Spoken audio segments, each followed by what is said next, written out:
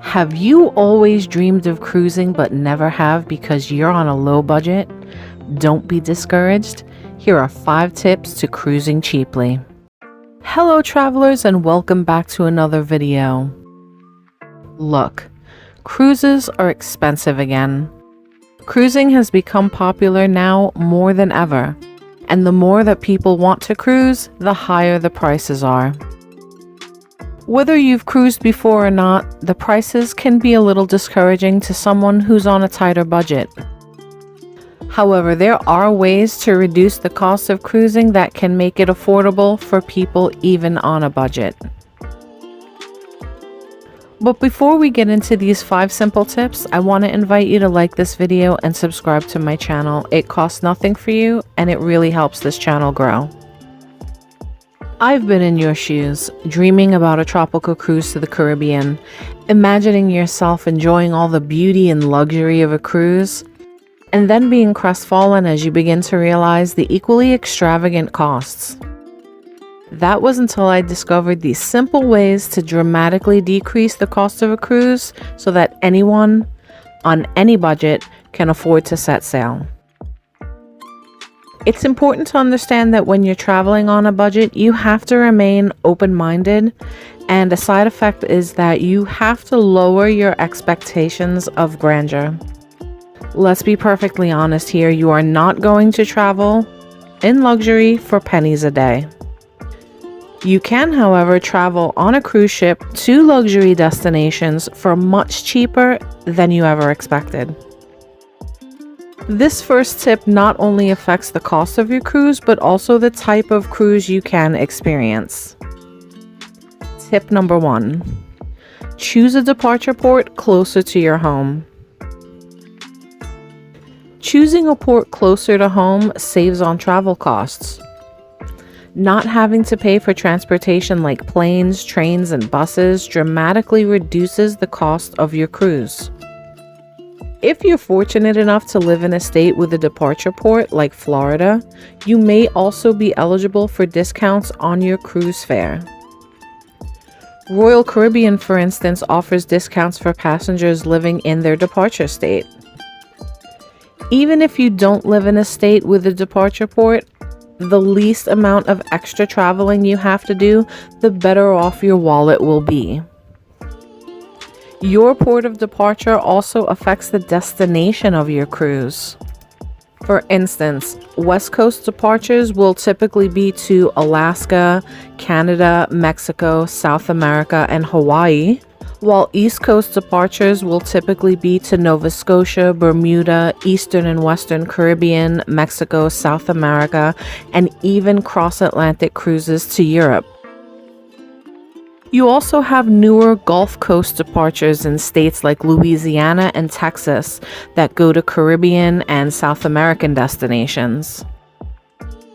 It's now more easier than ever to find a port closer to your home. Tip number 2. Choose an inside cabin on an older ship. These are always going to be the cheapest fares a cruise line offers, and can save you hundreds, if not thousands of dollars on the total cost of your cruise. Now, obviously, when you close your eyes and think of your dream cruise, you're laid out on your private balcony with the robe and the cucumbers on your eyes. But when you're on a budget, you have to dial those expectations back, and an inside cabin is a great way to save tons of money on a cruise. You'll have access to the same amenities as the balcony suite guests, and you're sailing for a fraction of the price. Likewise, the older a ship is, the cheaper the fares will be because the demand is lower. This in no way means that you're sailing on garbage, by the way. Older ships have their charm and beauty the same as newer ships, and sometimes they're even nicer with a more intimate experience. Tip number 3. Don't purchase any extras. That means no specialty dining, no drinks package, no soda package, no massage in the spa, and so on.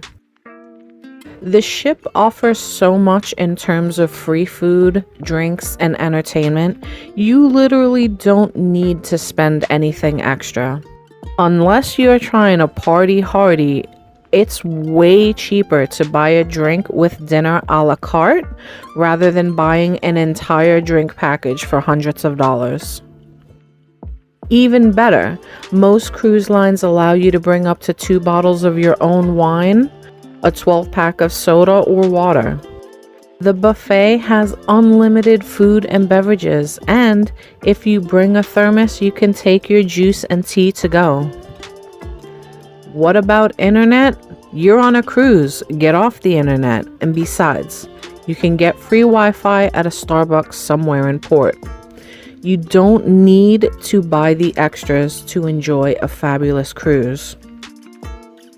Keeping in that same vein but moving outside the ship, here's tip number 4.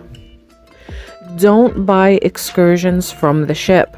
They are hands down the most up-priced service the cruise line will push in your face. Some of the best excursions I've had were jumping in a taxi and going to a local beach near port. Even better, some ports in the Caribbean have full amenities like pools and beaches, attractions like animal sanctuaries and chocolate and rum tours, even without leaving the port. Take full advantage of all amenities in port before deciding on whether you'd prefer to adventure outside the port. It will save you hundreds of dollars. So now you've got your budget cruise all planned out, you've compromised on a few things, and you're ready to take the plunge. Here's one more trick to not only getting a better fare, but also lessening the financial burden of actually paying that fare. Tip number 5.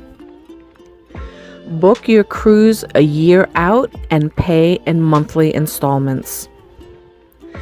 Booking a cruise far in advance is a great way to find a cheaper rate, but it's also a great way to stretch out those monthly payments, making them cheaper per month and lessening the financial burden. So now you have the best tools in your belt to finding yourself the perfect cheap cruise. So what do you think about my tips for cruising on a budget? Let me know in the comments below if you've used any of my techniques and how they worked for you.